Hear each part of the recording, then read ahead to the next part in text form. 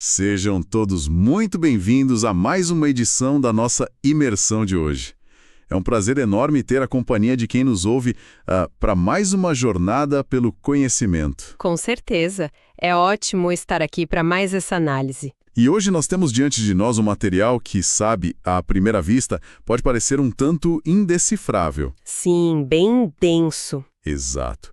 É um texto cheio de simbolismos antigos, mas que, quando a gente olha de perto, esconde uma arquitetura de ideias fascinante. A nossa análise vai mergulhar fundo no capítulo 13 do livro bíblico de Zacarias. Um texto riquíssimo. Para guiar essa exploração, nós reunimos uma base sólida de fontes teológicas, temos as notas e reflexões estruturadas do pastor Heber Tott, temos também seleções bem detalhadas de comentários clássicos, como o Comentário Bíblico Adventista e a Bíblia de Estudo Andrews, e um artigo bastante reflexivo da autora Rosana Barros. É um material bem diversificado, mas que converge de uma forma incrível. E a nossa missão aqui é justamente entender como essas fontes decodificam imagens milenares sobre profecias messiânicas, conflitos cósmicos e um doloroso processo de purificação da humanidade. Exatamente. Mas é importante ressaltar logo de cara que vamos olhar para tudo isso pelas lentes desses autores e da teologia que eles apresentam. Sem tomar partidos, apenas analisando a estrutura de pensamento deles. Isso. A ideia é extrair a genialidade dessas construções literárias e históricas para que a nossa audiência tenha um atalho claro e bem fundamentado sobre o tema. E o que torna essa literatura tão intrigante é justamente a brutalidade dos contrastes. Quem se aventura pela leitura desse texto de Zacarias percebe que ele começa com imagens pastorais e poéticas. Fontes de água cristalina, ovelhas, pastores. Isso. Mas aí, na mesma respiração, o cenário desmorona. Desmorona completamente. Sim. Ele desmorona em visões apocalípticas de espadas, fogo de refinaria e uma purificação implacável. Analisar como essas tradições teológicas organizam esse caos aparente para encontrar uma mensagem de esperança é um exercício intelectual e histórico riquíssimo. Certo. Vamos desvendar isso. Vamos começar entendendo o cenário inicial, então. O primeiro versículo do capítulo 13 fala sobre um momento específico no tempo. O famoso naquele dia. Exatamente. Ele usa a expressão naquele dia e menciona a abertura de uma fonte que serviria para remover o pecado e a impureza. Uma imagem que traz muito conforto. A princípio, sim. Parece uma imagem super reconfortante. Mas como a gente dá o salto dessa fonte de água literal para o que os estudiosos chamam de contexto messiânico? Como essas imagens se conectam na visão dos autores que estamos analisando? Essa conexão é, na verdade, o coração da interpretação cristã da profecia. O estudioso Zdravko Stefanovic, que é citado nas notas do material do pastor Heber Tott-Armee, oferece uma perspectiva histórica vital aqui. O que ele aponta? Ele explica que o livro de Zacarias é um terreno fértil de expectativas messiânicas tanto para judeus quanto para cristãos. A diferença é que a tradição cristã pega a imagem dessa fonte purificadora e a aplica diretamente à figura e ao sacrifício de Jesus Cristo. E como eles justificam essa aplicação? Eles fazem isso ligando pontos literários dentro do próprio livro. Por exemplo, no capítulo 9, o texto descreve um rei que entra de forma pacífica montado em um jumentinho. Uma cena bem conhecida por quem acompanha os evangelhos. E sim, e aí no capítulo 12, há a menção perturbadora daquele que foi transpassado. Certo. Quando chegamos ao capítulo 13, a fonte de purificação é imediatamente associada a um evento de extrema violência contra uma figura central, o pastor. Tem um detalhe nos versículos seguintes, especificamente os versículos 6 e 7, que chama muita atenção por causa dessa violência. É uma transição bem abrupta. Muito. O texto descreve alguém com feridas nas mãos, e quando questionado sobre que feridas são essas, a resposta é chocante. A pessoa diz: "Fui ferido na casa dos meus amigos." É uma imagem de traição profunda. Sim, e logo em seguida vem uma ordem quase paradoxal do próprio Deus: "Fere o pastor e espalharão as ovelhas." Fica a dúvida para quem lê. Se a ideia era abrir uma fonte para salvar as pessoas, Por que a narrativa exige que o líder, o pastor, seja atacado de forma tão brutal e ainda por cima traído por pessoas próximas? O que é fascinante aqui é que o paradoxo é exatamente o ponto central da narrativa teológica. Os comentários que consultamos apontam que a traição e o sofrimento não são acidentes de percurso. Eles são parte do processo. Eles são o próprio mecanismo pelo qual a fonte é aberta. O comentário bíblico adventista destaca como o próprio Jesus interpretou esse texto. Ele cita Zacarias diretamente, não é? Sim, no Evangelho de Mateus, capítulo 26, horas antes de ser preso, Jesus cita textualmente esse versículo de Zacarias.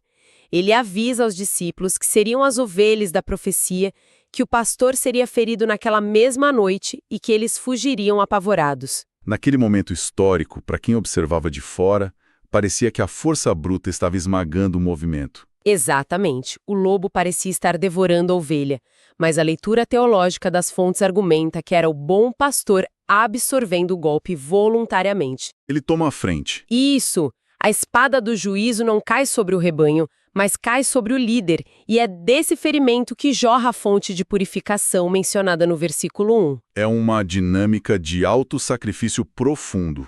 O que me fascina é como o texto logo em seguida muda de tom. Ele sai da figura do pastor e vai para a sociedade. Exato. Essa fonte aberta não serve apenas para perdoar falhas individuais. Ela tem um papel de limpeza institucional e social. A partir do versículo 2, a narrativa foca na promessa de varrer da terra os ídolos e principalmente os falsos profetas. Essa parte dos falsos profetas é riquíssima. Muito. E aqui encontramos um detalhe de comportamento humano relatado na Bíblia de Estudo Andrews que eu achei inteligentíssimo. Os autores notam que, de repente, os falsos profetas começam a esconder suas roupas de ofício. Elas tentam se camuflar. É muito curioso notar como o medo da vergonha pública superou a vontade de manter as aparências. Se conectarmos isso ao quadro geral, precisamos visualizar a cena para entender o peso disso. Na antiguidade bíblica, a figura do profeta era facilmente reconhecível. Eles tinham um visual muito específico, certo? Sim, pensemos no manto de pelos de Elias, por exemplo, e no cinto de couro.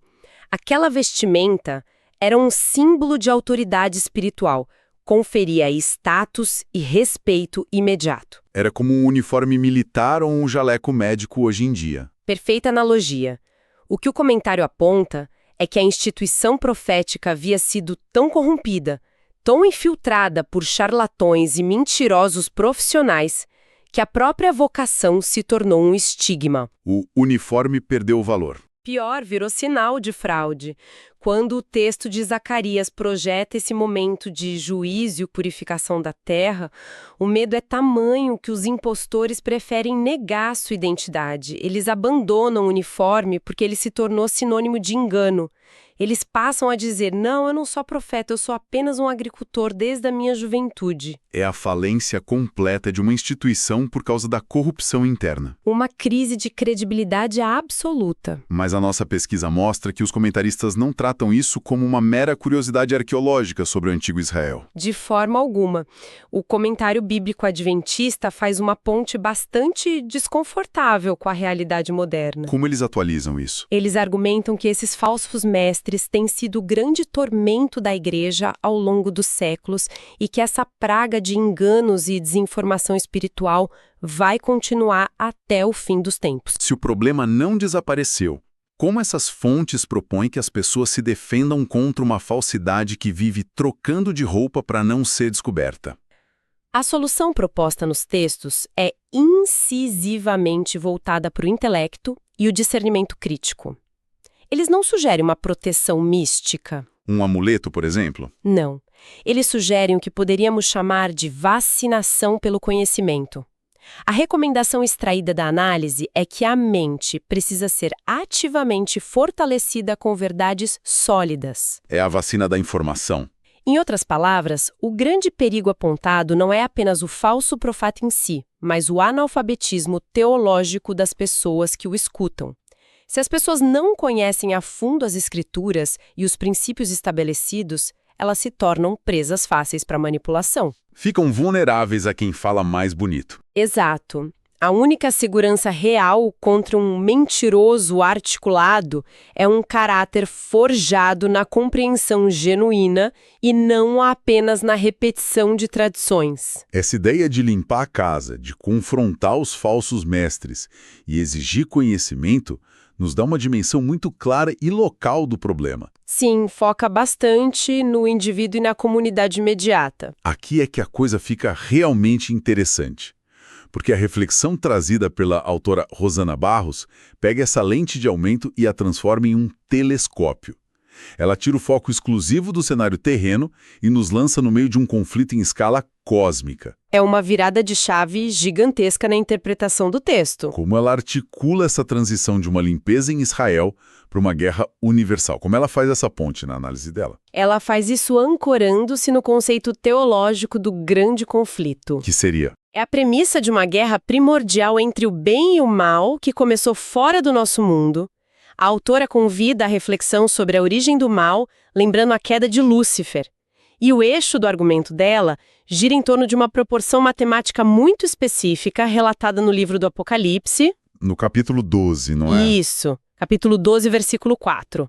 O texto bíblico diz que, em sua rebelião, Lúcifer conseguiu enganar e arrastar consigo a terça parte dos anjos do céu. Uma terça parte, guardemos esse número. Exatamente. As fontes descrevem esse evento não apenas como uma secessão política, mas como uma tragédia relacional indescritível, que deixou um vazio enorme na habitação de Deus. O Criador perdeu 1/3 de suas criaturas celestiais para a rebelião. E é aí que o paralelo literário que a autora traça me deixou impressionado. Porque, voltando para o capítulo 13 de Zacarias, no versículo 9, o profeta fala sobre o destino da humanidade e menciona exatamente essa mesma fração. A simetria é incrível. Ele diz que Deus fará passar pelo fogo a terceira parte, que seria o remanescente fiel, para purificá-la. A simetria poética que emerge dessa interpretação é que aquela terça parte de anjos que um dia caiu e causou a maior dor no universo será de certa forma substituída por essa terceira parte da humanidade. É uma forma de restauração. É como se pessoas comuns, forjadas nas provações e na fé, preenchessem a lacuna deixada pela rebelião cósmica original, trazendo de volta a alegria ao Criador. A beleza dessa simetria é que ela ressignifica toda a experiência humana de dor e lealdade. Não se trata mais apenas de uma salvação individual. Ganha um propósito muito maior. Vital na restauração do equilíbrio do universo. E a reflexão da autora tem o cuidado de rastrear como essa terceira parte humana, esse remanescente fiel, tem se manifestado ao longo da história. O argumento é que nunca faltou um grupo disposto a se manter leal mesmo contra as maiores adversidades. Exato. Ela faz um resgate histórico muito rico. O texto cita Noé, que manteve sua integridade enquanto a civilização ao redor colapsava moralmente. Uma solidão imensa na fé. Cita também Enoque, que cultivou uma conexão ininterrupta com o divino. Cita Abraão. E tem um momento do profeta Elias que é muito emblemático, não é? Muito. Aquele momento da caverna. Sim, Elias estava em uma caverna exausto, achando que era o único fiel que restava no mundo, e recebe a notícia de que havia 7.000 pessoas que não haviam se dobrado à idolatria. O remanescente não era só ele. Havia um grupo invisível aos olhos dele. E esse remanescente amansa para a igreja primitiva no Pentecostes, onde o Espírito Santo inaugura uma nova fase. Passa pelos reformadores protestantes que, mesmo sendo poucos, desafiaram o poder de impérios inteiros em nome da consciência. Sempre uma minoria enfrentando pressões gigantescas. Até chegar ao que os textos chamam de povo do advento, um grupo contemporâneo aguardando o fim da história. O que a fonte defende é que o mal, tendo perdido espaço no céu, concentra todo o seu ódio sobre esse grupo ao longo das eras. E é essa perseguição, esse atrito constante com as forças do mal e com as consequências do pecado que nos leva à metáfora mais dura e talvez a mais importante do capítulo 13.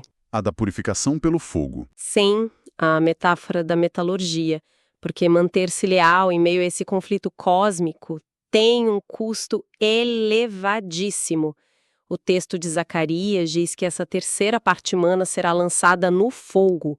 Ele usa os verbos purificar como a prata e provar como o ouro. Vamos falar um pouco sobre esse processo de metalurgia, porque a linguagem clínica do texto esconde uma realidade muito intensa. Extremamente intensa. Para purificar a prata, o ourives precisa de um calor extremo.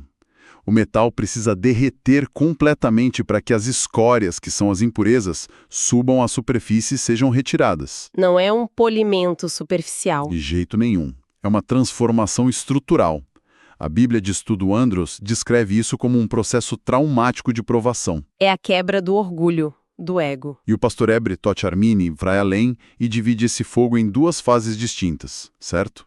Pode detalhar como essas fontes organizam esse cronograma da purificação? Certamente.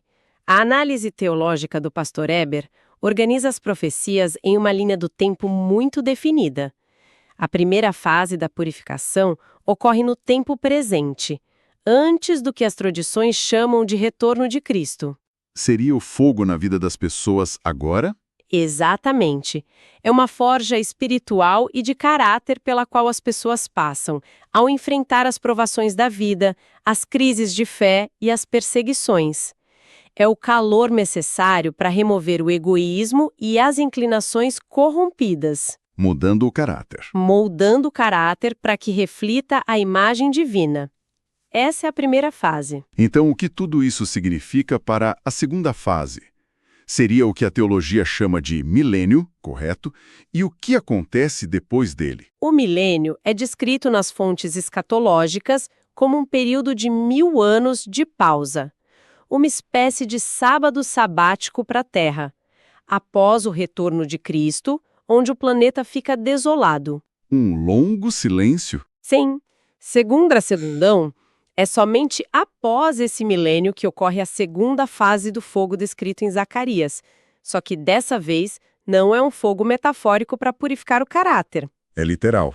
É um evento físico, literal e definitivo. É a purificação da própria terra que varre para sempre a raiz do mal, do pecado, os falsos profetas e todo o sofrimento do planeta.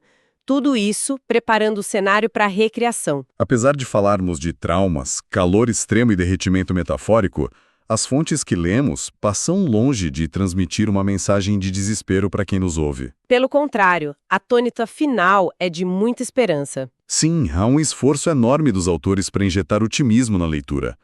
A autora Rosana Barros ilustra muito bem que o povo que passa por essa fornalha espiritual nunca é abandonado à própria sorte. Ela traz um exemplo bíblico belíssimo. Ela traz à tona a história do profeta Eliseu, lá no Antigo Testamento, que é uma analogia perfeita para esse sentimento de desamparo que muitos podem sentir no meio desse fogo. A narrativa de Eliseu é uma das imagens de resgate mais vívidas dessa tradição. A cidade onde o profeta estava foi cercada durante a noite pelo imenso exército sírio. Uma situação humanamente impossível de escapar. Totalmente. E quando o ajudante de Eliseu acorda e vê a cidade sitiada, ele entra em pânico profundo, acreditando que aquele era o fim. A resposta de Eliseu não é buscar armas. Ele ora. Ele ora para que os olhos do jovem sejam abertos para enxergar a realidade invisível. E quando o rapaz olha novamente para as montanhas ao redor, ele vê que elas estão cobertas por cavalos e carros de fogo. Uma força muito superior à ameaça. Uma escolta celestial inteira estava a postos. A autora usa essa cena para fundamentar a premissa de que a terceira parte da humanidade que passa pelas chamas da aprovação é constantemente acompanhada e protegida por reforços invisíveis. O fogo serve para purificar, não para destruir. E isso nos remete de volta à metáfora do ourives, purificando a prata. Sabe como o ourives da antiguidade sabia que a prata estava perfeitamente pura e que já era hora de tirá-la do fogo? Essa é uma das imagens mais poéticas que temos. A prata estava pronta exatamente no momento em que o ourives conseguia ver o seu próprio reflexo nitidamente na superfície do metal derretido. É uma imagem incrível. O sofrimento pelo sofrimento não tem o menor valor aqui. É um sofrimento com propósito, cirúrgico. O verdadeiro propósito de tudo isso, segundo as fontes, é purificar o ser humano até que o Criador possa ver o seu próprio caráter refletido na humanidade. O final do versículo 9 coroa isso de forma belíssima. É o ápice da restauração da aliança. Depois de toda a tensão, do pastor ferido, do desmascaramento dos falsos profetas e do calor da fornalha, o resultado é um diálogo de pertencimento. Como se resolve isso no texto? O texto diz que as pessoas purificadas olharão para cima e dirão: "O Senhor é o meu Deus." E, em resposta, Deus olhará para elas e dirá: "É o meu povo." É a reconciliação definitiva que resolve o trauma daquele conflito cósmico inicial. Que jornada fascinante nós fizemos hoje por essas fontes. Vamos recapitular rapidamente os terrenos por onde passamos para consolidar essa imersão da nossa audiência. Ótima ideia. Começamos observando aquela fonte aberta, que nos levou ao mistério do pastor que voluntariamente se deixa ferir para garantir a purificação das ovelhas. Em seguida, descemos à realidade dura de uma sociedade corrompida por falsos profetas. Vimos como a vergonha pública forçou o engano a tentar se esconder. Exato. O que nos alertou para o perigo contínuo do analfabetismo teológico nos dias de hoje. O perigo de seguir cegamente uniformes falsos. Na sequência, elevamos a perspectiva para entender o grande conflito. Descobrimos o paralelo poético onde uma terceira parte da humanidade, forjada na lealdade, substitui a terça parte dos anjos que caíram. E, finalmente, entendemos a natureza do fogo da provação. Seja na purificação do caráter antes do tempo do fim, ou na erradicação final do mal após o milênio, tudo tem um único objetivo, que é restaurar a conexão de pertencimento entre a humanidade e o divino. Na arquitetura de ideias realmente sólida. E é nesse ponto, conectando a severidade do fogo purificador com a necessidade de ter uma mente afiada contra a falsidade, que surge uma reflexão que transcende o texto antigo. O especialista tem uma provocação final construída com base no que os autores defendem, que serve perfeitamente para encerrar a nossa exploração. O que você traz para quem nos ouve refletir? A provocação nasce da união de duas ideias centrais que vimos nas fontes. A primeira é que a defesa contra o engano exige uma mente fortalecida pelo conhecimento da verdade. Certo. A segunda é que a fornalha da provação é uma experiência estritamente pessoal e intransferível. Ela é necessária para purificar o caráter. Ninguém pode passar pelo fogo no lugar do outro. Exatamente. Ao sobrepor esses pontos, somos forçados a nos perguntar: quantas das certezas e crenças que as pessoas carregam consigo hoje são, de fato, o resultado de um caráter refinado e testado pelo próprio fogo das experiências vividas? É uma pergunta pesada. E quantas dessas convicções não passam de roupas emprestadas, como aquelas vestes dos falsos profetas, meras tradições herdadas que as pessoas vestem sem nunca terem passado pelo crivo intelectual e pelo calor do teste pessoal? Essa é uma excelente bússola para orientar qualquer busca por significado depois de analisarmos textos tão profundos. Distinguir o que é ouro puro daquilo que é apenas uma veste herdada é o desafio constante de quem deseja construir convicções reais. Requer coragem intelectual e espiritual. Fica o nosso agradecimento a quem nos acompanhou em mais essa imersão de hoje. A beleza de desbravar esse conhecimento é que a porta sempre fica aberta para mais questionamentos. Sempre há mais a ser descoberto. O nosso convite é para que a audiência continue pesquisando, analisando suas próprias convicções e se aprofundando nessas ideias. Um excelente momento para quem nos ouve, seja de dia ou de noite, e até a próxima jornada de exploração.